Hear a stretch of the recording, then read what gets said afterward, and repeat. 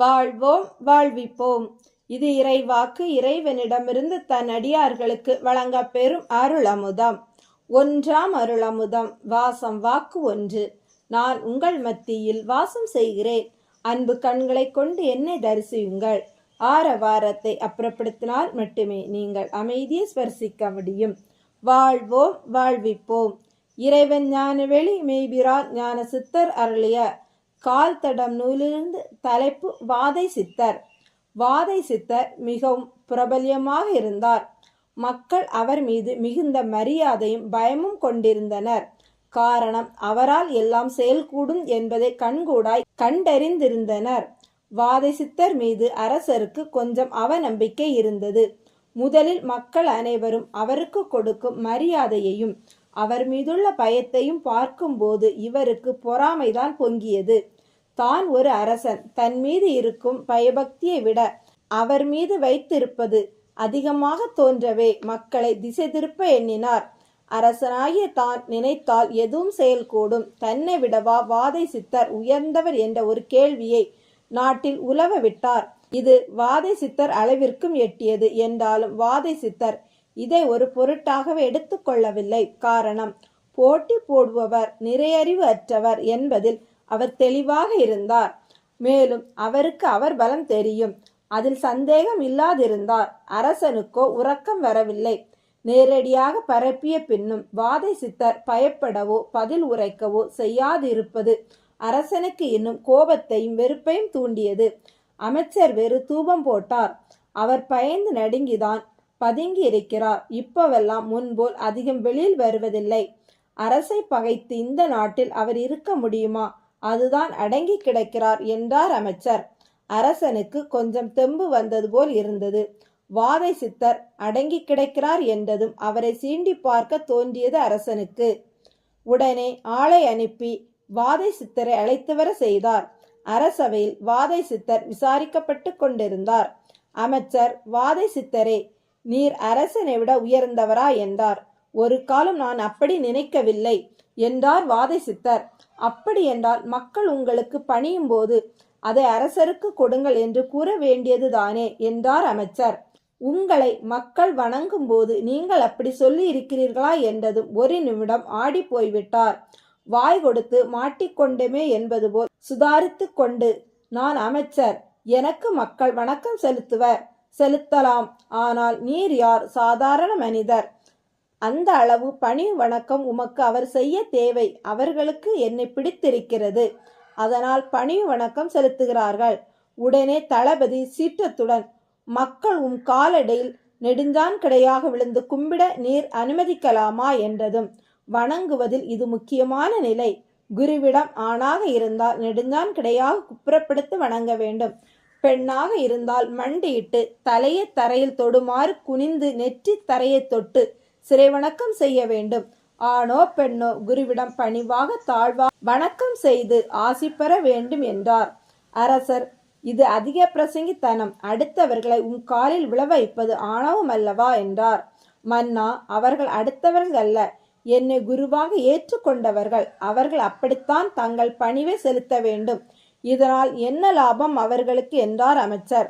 குனிந்து தலையின் பின்பகுதியை காட்டினால் குரு அவர்களின் பிடரியில் இருக்கும் முகுளத்தை தூண்டுவார். இதனால் ஞாபக சக்தி கூடும், உடம்பில் புது ஆற்றல் உண்டாகும் என்றார். நேரடியாக பார்த்து வணங்கி பலன் பெற முடியாதா என அமைச்சர் கேட்டார். அப்படியும் வணங்க வேண்டும். குருவின் கண்ணை நேருக்கு நேர் பார்த்து ஆசி பெற வேண்டும் என்றதும் தளபதி, இதனால் என்ன லாபம் உண்டாகும் என்று சிரித்தார். வாதை சித்தர், குரு சீடனின் கண்ணை உற்று பார்த்தால் அவன் முன் ஜென்மங்களை தெரிந்து கொண்டு அதற்கு தக்க உபதேசித்து உதவுவார் என்றார். தளபதி எழுந்து நின்று பயங்கரமாக சிரித்தார். கண்களை பார்த்து முன் ஜென்மங்களை தெரிந்து கொள்வாராமே, எப்படி என் கண்ணை பார்த்து என் முன் ஜென்மத்தை சொல்ல முடியுமா என்றதும் அமைச்சர் எழுந்து, குருவால் ஒருவேளை இது முடியலாம், ஆனால் நீ குருவா எப்படி நம்புவது? அமைச்சர் கேட்டார். நம்பிக்கை உங்களை சார்ந்தது. நம்பினால் நான் குரு, நம்பாத போது நான் யாரோ என்றார் வாதை சித்தர். நம்புவதற்கு நீ ஆதாரம் தர வேண்டாமா என்றார் அரசர். தருகிறேன், நீங்கள் நம்பும் வரை தருகிறேன். ஆனால் நம்பிய பின் தடமாறக்கூடாது. ஒத்துக்கொள்கிறீர்களா என்றார் வாதசித்தர். நம்ப வையுங்கள் முதலில் அரசர். அரசே, இந்த அமைச்சன் ஒரு பொய்யன், துரோகி, கபட வேடதாரி. ஆட்சியை கைப்பற்ற உங்களை சிறையில் அடைத்துவிட்டு நாடாள துடிக்கிறான் என்றார் வாகைசித்தர். பொய் பொய், வேண்டும் என்று என் மீது அபாண்டமான குற்றத்தை சுமத்துகிறான் இந்த மாயாவி என்றார் அமைச்சர்.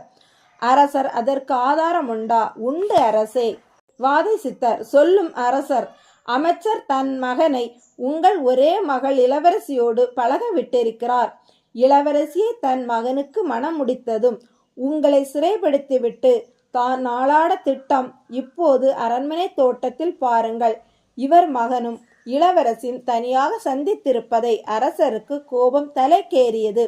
தோட்டத்தில் இருப்பவர்களை இழுத்து வர சொன்னார். அமைச்சர் மகனும் இளவரசியும் கையும் களவுமாக பிடித்து வரப்பட்டனர். அரசருக்கு தலை குனிவானது. அமைச்சர் ஒரு நிமிடம் ஆடிப்போனார். ஆனாலும் சரி செய்து கொண்டு, இந்த மாயாவி மாந்திரத்தில் ஏதோ செய்து விட்டான். நான் கேட்டதற்கு இன்னும் பதில் தரவில்லையே. இவன் குருவா? நிரூபிக்கட்டும். தளபதி எழுந்து என்னை பார்த்து என் முன் ஜென்மாவை சொல்ல முடியுமா என்றார். உடனே வாதைசித்தர், இதுவெல்லாம் வேடிக்கை இல்லை. குரு சீடனின் பக்குவம் அறிந்து சொல்வார். அவசரத்தில் ஆசையிலும் கேட்டால் அதுவே ஆபத்தாகிவிடும். முதலில் அதை நீங்கள் நம்ப மாட்டீர்கள். அதை மீறி குரு நம்பிக்கை இல்லாது தெரியும் போது பயமும் குழப்பமும் அவஸ்தையும் படுத்தும். குருவாக பார்த்து சொல்ல வேண்டும். அதுவரை பொறுமை வேண்டும் என்றார். தளபதி ஒத்துக்கொள்ளவில்லை. நான் தானே கேட்கிறேன், சொல்ல வேண்டியதுதானே. சொல்ல தெரியாது சமாளிக்கிறார் என்றார். அரசரும், நீர் குரு நிலையில் இருப்பது உண்மை என்று நிரூபித்தே ஆக வேண்டும், இல்லை தண்டிக்கப்படுவீர் என்று சினத்தோடு கூறினார். தளபதியை தன் கண்களை உற்று நோக்க சொன்னார் வாதைசித்தர். அவரும் அவ்வண்ணமே வாதைசித்தரின் கண்களை உற்று பார்த்தார். சிறிது நேரம் தளபதியின் கண்களை உற்று பார்த்தபின் வாதைசித்தர் சொன்னார், இவர் பூர்வ ஜென்மத்தில் கரடியாக காட்டில் அலைந்து திரிந்தார். அப்போது இவரை அம்பு எய்து கொன்ற அமைச்சரை கொல்வதற்காகவே இந்த பிறவில் வந்து இருக்கிறார். இவருக்கு அமைச்சர்தான் தான் தேடி வந்த ஆள் என்று இன்னும் தெரியாது. அது தெரிந்ததும் உடனே கொன்று விடுவார் என்றார். அமைச்சர், இவர் பொய் சொல்கிறார், முன் ஜென்மம் என்பதெல்லாம் பொய் என்று பதறினார். அதற்குள் தளபதி தனக்குள் யோசிக்க ஆரம்பித்தார். யாரையோ கொல்ல வேண்டும் என்ற வெறி எப்போதும் தனக்குள் இருப்பதற்கு இதுதான் காரணமா என நினைக்கும் போதே கரடி குணம் உண்டானது. நின்ற இடத்திலே நின்று கரடி மாதிரி நடித்தார். வெறி அதிகமாக அமைச்சரை நோக்கி ஓட, அமைச்சர் பயந்து ஓட, தளபதி தன்னிடமிருந்த வாளால் அமைச்சரை வெட்டி வீழ்த்தினார். அமைச்சர் சாய்ந்து வீழ்ந்தார். அரசவை கலோபரமானது. தளபதியோ கரடி மாதிரி செய்கை செய்து பக்கத்தில் இருந்தவர்களை கடித்து குதறினார். அரசர் அவரை கட்டி இழுத்து பாதாள சிறையில் அடைக்க சொன்னார். சிப்பாய்கள் சூழ்ந்து அவரை கட்டி இழுத்து சென்றனர். அமைச்சர் பிணமாக கிடந்தார். இளவரசியும் மந்திரி குமாரனும் செய்வதறியாது திகைத்து நின்றனர். சிறிது நேரத்திற்குள் நடந்துவிட்ட நம்ப முடியாத நிகழ்வை பார்த்து அரசர் பயந்து விட்டார். வாதைசித்தர் நின்று கொண்டிருப்பதை பார்த்து, ஐயனே, வந்து அமருங்கள். வணங்கப்பட வேண்டிய உங்களை உணராத எங்களை பொறுத்தருள வேண்டும் என்று தன் அரியானையில் அமரச் செய்தார். வாகைசித்தர் வாகை சூடினார். அரசனின் பொறாமை பறந்தது. உண்மையை அறியாமல் இருந்து தன் மடமைக்கு வெக்கினார்.